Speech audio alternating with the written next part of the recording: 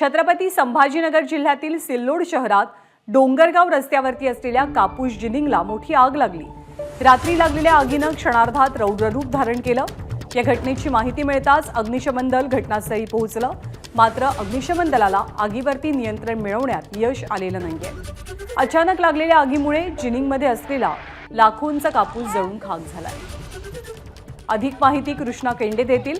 कृष्णा, घटनास्थळावरती सध्या काय परिस्थिती आहे? नाही, पूर्ण जे जिनिंग मधला कापूस आहे तो पूर्ण जळून या ठिकाणी खाक झालेला आहे आणि ही आग नेमकी का लागली या संदर्भात अजूनही पूर्ण माहिती मिळू शकलेली नाही। अग्निशामक दलाने प्रयत्न केले, मात्र त्यांना कापूस वाचवण्यास फारसं यश आलेलं नाही।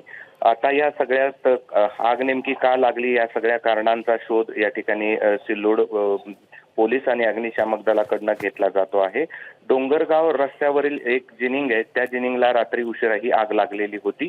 काही क्षणातच ही आग एवढी मोठी झाली की संपूर्ण कापूस जळून खाक झाल्याचं पाहायला मिळालं आणि आता तरी लाखोंचं नुकसान या आगीमुळे झाल्याची प्राथमिक माहिती मिळते आहे। ज्ञानदा, धन्यवाद कृष्णा या अपडेट्स बद्दल।